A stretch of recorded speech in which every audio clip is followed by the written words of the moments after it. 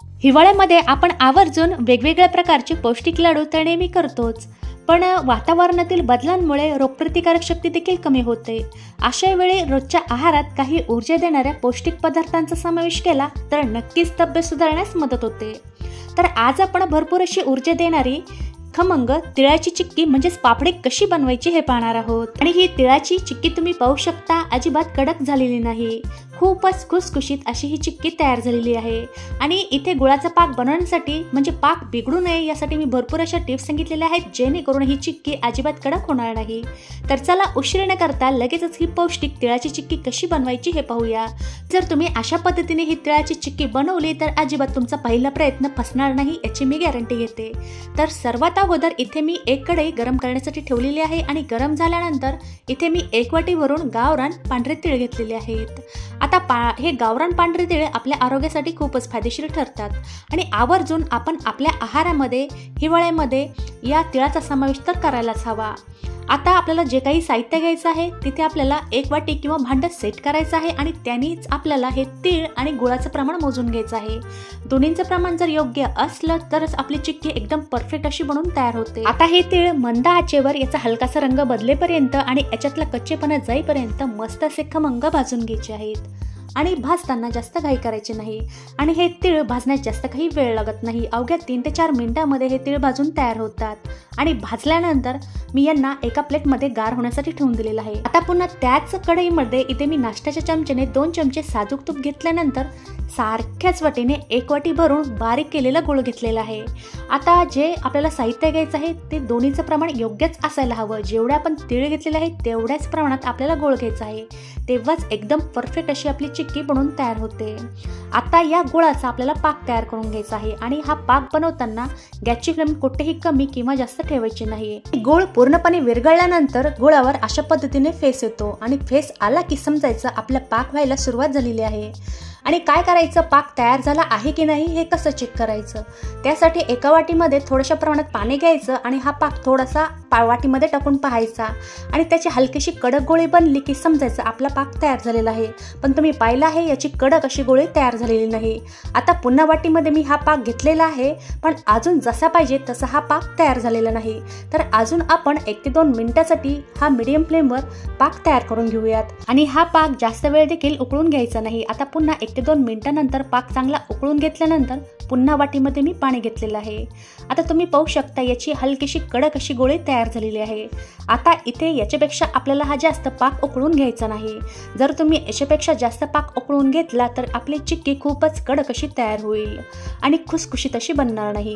आता काय करायचं, गॅस चालूच ठेवायचा आहे आणि मंद आचेवर हे तीळ या पाकामध्ये टाकून द्यायचे आहेत।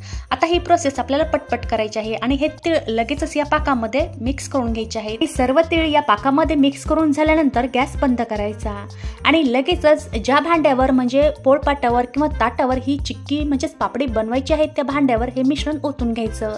पण हे मिश्रण ओतायच्या अगोदर या भांड्याला व्यवस्थित तेलाने किंवा तुपाने ग्रीस करायचं, जेणेकरून या ताटाला ही चिक्की चिकटणार नाही। आता कढईला जे लागलेलं मिश्रण होतं ते देखील पूर्णपणे या मी ताटावर टाकून दिलेलं आहे। आता काय करायचं, चमच्याच्या सहाय्याने हे मिश्रण अशा पद्धतीने पसरून घ्यायचं, पण काय होतं चमच्याला हे मिश्रण चिकटलं जातं आणि त्याची लेवल अशी एकसारखी तयार होत नाही। तर आता काय करायचं आहे, चमच्याने हे व्यवस्थित होत नाहीये तर याची मी एकसारखी लेवल तयार करून घेणार आहे। आता लेवल करण्यासाठी इथे मी प्लास्टिकचा पेपर याच्यावरती ठेवून दिलेला आहे, पण या प्लास्टिकच्या पेपरला मी अगोदरच तुपाने चांगलं ग्रीस करून घेतलेलं होतं। आता लाटण्याच्या सहाय्याने मस्त याची एकसारखी लेवल करून घ्यायची। आता तुम्हाला पाहिजे तर इथे तुम्ही गोलाकार किंवा चौकोनी आकार देखील याचा तयार करू शकता, पण याची एकसारखी लेवल करून घ्यायची। जर कुठे कमी जास्त आकार राहिला म्हणजे जाडी राहिली तर आपली चिक्की एकसारखी तयार होणार नाही। तर तुम्ही पाहू शकता अशा पद्धतीने हे लाटण्याला देखील चिकटत नाही आणि आपल्या हाताला देखील चटका बसत नाही। अशा पद्धतीने मी हे मिश्रण गोलाकार असं लाटून घेतलेलं आहे आणि एकसारखा आकार तयार करून घेतलेला आहे। हे मिश्रण गरम असेपर्यंतच आपल्याला ही सर्व प्रोसेस करायची आहे। जर हे मिश्रण गार झालं तर हे लाटता येत नाही आणि ते हलकसं कडक बनतं, कडक झाल्यामुळे हे लाटता येत नाही। गरम असेपर्यंतच आपल्याला हे पूर्णपणे अशा पद्धतीने लाटून घ्यायचं। गरम असल्यामुळे हे सहजतेने लाटलं जातं आणि आपल्याला जसा पाहिजे तसा आकार त्याला देता येतो। आता तुम्ही पाहू शकता अशा पद्धतीने मी याला गोलाकार लाटून घेतल्यानंतर ही चिक्की मी गोलाकार आकार आकारात कट करत आहे आणि हे मिश्रण गरम म्हणजेच कोमट आहे तोपर्यंतच याला कट करून घ्यायचं आहे, म्हणजेच कट मारून घ्यायचे आहेत. पण हे मिश्रण म्हणजेच ही चिक्की लगेचच बाहेर काढून घ्यायची नाही. तर वाटीच्या सहाय्याने मी यांना कट करून घेतलेलं आहे. तुम्हाला पाहिजे तर तुम्ही त्रिकोणी चौकोनी आकारात देखील ही चिक्की कट करू शकता. आता इथे मी चिक्की गोल आकारात कट करून घेतलेली आहे. आता ही पूर्णपणे गार झाल्यानंतरच या प्लेटच्या बाहेर काढून घ्यायची. जर गरम असताना तुम्ही काढायला गेलात तर हिचे लगेचच तुकडे होतील. आता हिला आपण थोडा वेळ सेट होण्यासाठी ठेवून देऊयात आणि चिक्की पूर्णपणे गार झाल्यानंतरच आपण हिला बाहेर काढून घेऊयात. आता तुम्ही पाहू शकता किती सहजतेने ही चिक्की ताटाच्या बाहेर निघालेली आहे. तर अशा पद्धतीने तुम्ही कमीत कमी साहित्यामध्ये ही खुसखुशीत चिक्की बनवू शकता. गुळाचा पाक व्यवस्थित बनला तर चिक्की अजिबात बिघडत नाही. आणि गुळाचा पाक कसा बनवायची याची ट्रिक मी तुम्हाला सांगितलेली आहे, जेणेकरून तुमची चिक्की अजिबात कडक होणार नाही. तर अशाच प्रकारे बाकीच्या चिक्की देखील आपण बाहेर काढून घेऊयात. आता सर्व चिक्क्या मी बाहेर काढून घेतलेल्या आहेत. अवघ्या 10 मिनिटाच्या आतमध्ये आपण ही खुसखुशीत चिक्की बनवू शकतो. आता ही चिक्की तुम्ही जळून पाहताच समजत आहे की ही कितीच खुसखुशीत अशी बनलेली आहे.